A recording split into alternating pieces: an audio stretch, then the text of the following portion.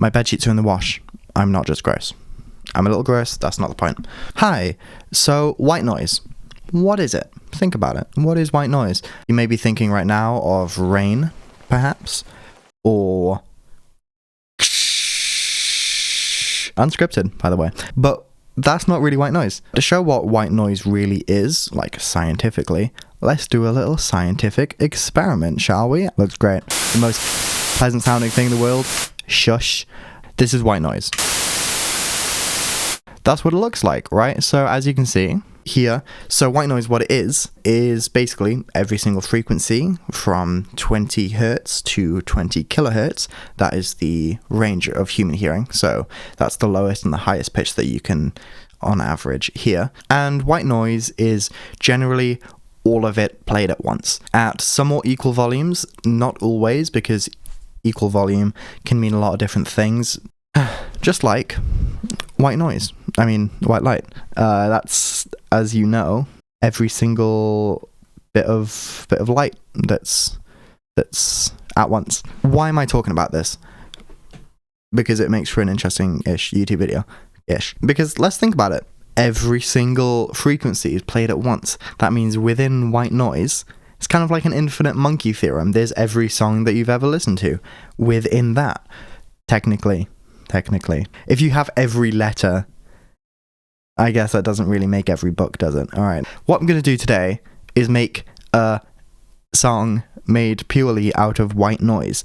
And I will use the colloquial term. I'm allowed to use rain recordings because, frankly, they're a bit more interesting. But I'm mostly going to be using just white noise. Oh, I should have made like a Taylor Swift joke or something.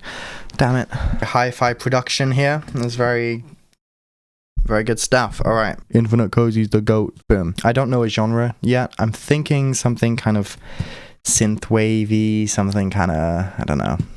For now, let's just make a kick. What is a kick?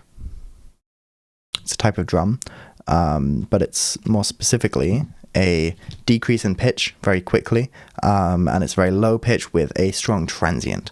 Transient being not a tone, it's like a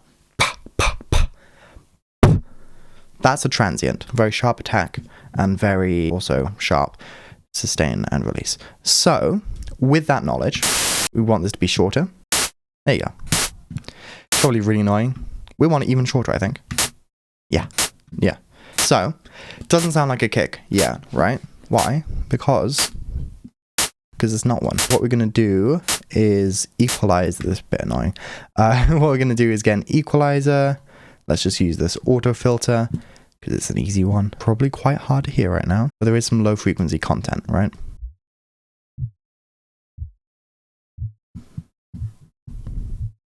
Sounds a little bit closer to a kick. Then what we're going to do is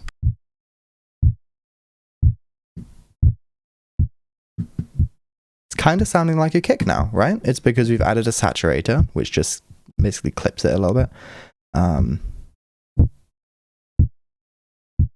Now that's sounding really quite kicky, right? Modulation, LFO. We want a shape that looks like a downward sawtooth. Yep. And then we want it to be let's say every eighth note, right? Map that to the frequency. Now, just a little bit. What are you saying? Right, so what we're going to do for all of these is we're going to freeze the track and then we're going to put it into a sampler. So far, our drum pattern sounds like this. Isn't the most exciting thing in the world. I could do a lot more to that kick sample, frankly, and I think I will later. Can't be asked right now. Cool, so let's make a snare. Where's my snare? Already, honestly, quite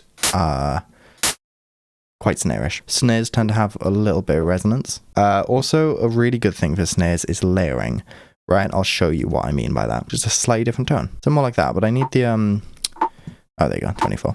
What helps snares a lot also is reverb. I'm kind of just guessing, to be honest. You know what? Not the worst thing in the world. How do I, combine them? Yeah, it'll just have to be two different tracks, that's fine. Now for hi-hats, hi-hats are so easy. So I forgot to mention, the reason there are different kinds of white noise, why not all white noise sounds the same, It's because of that thing that I mentioned, how human hearing is very objective and that there are different ways of making everything equal loudness. Anyway, that's a hi-hat. Kind of just as an experiment, frankly, but also because this will add phasing, right? It makes a more interesting kind of tone. So that versus sounds different versus it's because they're using the same kind of white noise. Cool. Let's make a little pattern out of these. Why not? Okay, this snare, one of the worst sounding things. That just sounds like shit. High shelf.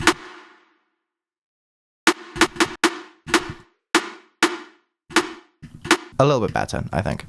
Versus, and I know it sounds better just because it's louder. Ugh, where do you play now? The issue is, I forgot to freeze it, which means it doesn't carry over the effects. There you go. Huh? See, now that makes no sense. Why am I struggling with this so much? Like, can you not? Yeah, that's the sound that I want. We'll figure out what kind of genre we're working in, which will do a lot for the drums after we figure out what the melodic kind of things sound like, the pads, the chords, right?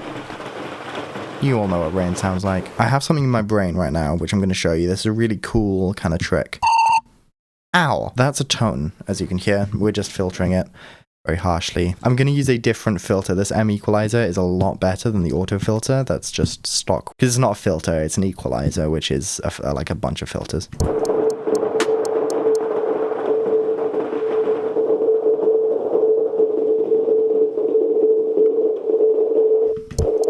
Okay, a little bit annoying, but as you can hear, like that's clearly a tone.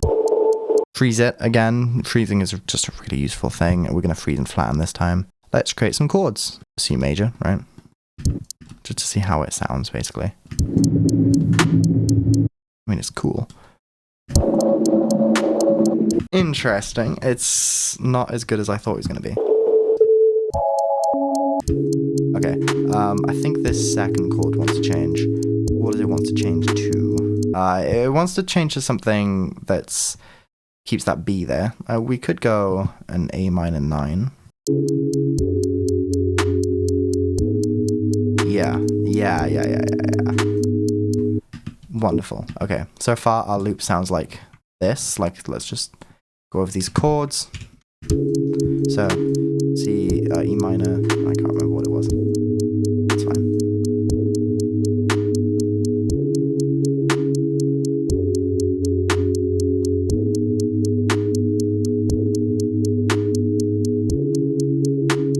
I mean, already, honestly, not sounding too bad. These drums need a bit of work.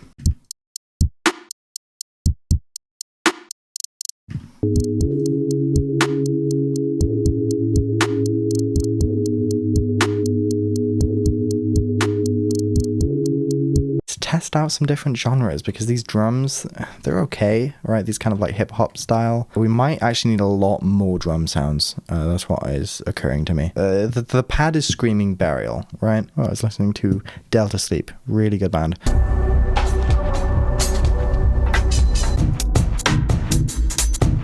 It's been about half an hour maybe, but I've got a bunch of sounds that I haven't labeled or anything, but that's fine. And I'll show you how I made them. That was probably really loud for you, sorry. I have a limiter on my master track when I edit the video, so. Snare, right? So it's going through a convolution reverb. What convolution reverb does is it does stuff. Specifically, what it does is it takes a sound, usually something called an impulse response, where you hit or you do something to a resonant body or like a reverberant body, kind of same thing, but whatever. And then you plug that into a convolution reverb and it will use whatever it detects as the reverb, right? It's very complicated. I don't really know how it works. I just know how to use them. So convolution reverb, different convolution reverb. This is all just noise, right? So if I turn it off, turn it back on, right? So it's just a special kind of reverb. And then I made this little perk. That's pretty cool bass. But actually, this should not be looped.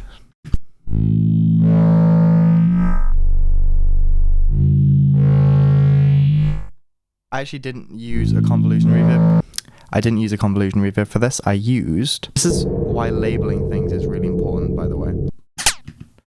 That's a laser beam. I remember what I did for it. It was a wave folder. Oh, no, it wasn't a wave folder, sorry. It was a wave shaper or a wave something. It was, a frequency shifter is what I used, I'm pretty sure.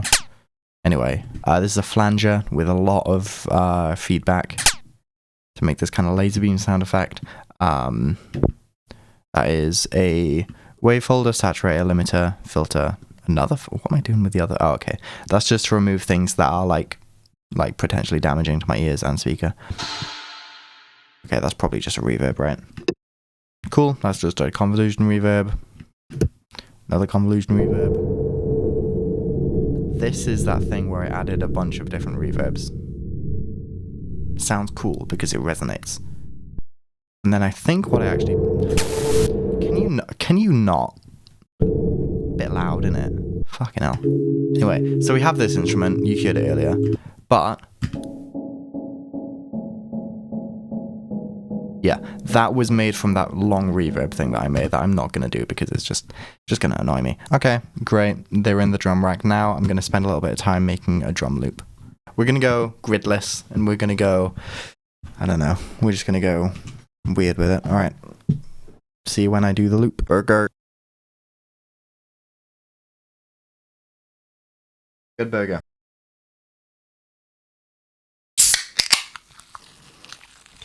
What is better than a room temperature can of Dr. Pepper?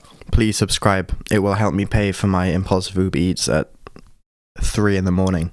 Okay, so this is what we got so far. Oh, is my video capture's just not been doing my thing, which I love. Not bad. It's been about 3 months since that last update that I made. In the meantime, I got glasses. That was pretty cool. And I also got evicted. And now I'm a little bit homeless. Only a little bit. I'm sofa surfing. Or floor surfing, I guess. Of, friends and family. I added structure. That was really cool. I finished the drums. They were really cool. I added a little kind of beat switch, kind of really cool thing in the intro. And I added a little voice thing of me talking about white noise.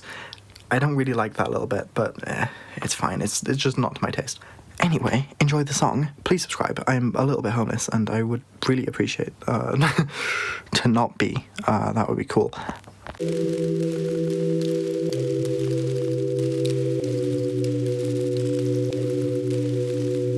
One noise is every frequency of sound played at once. Just as how one light is every frequency of light. At once, everything you will ever see is right here.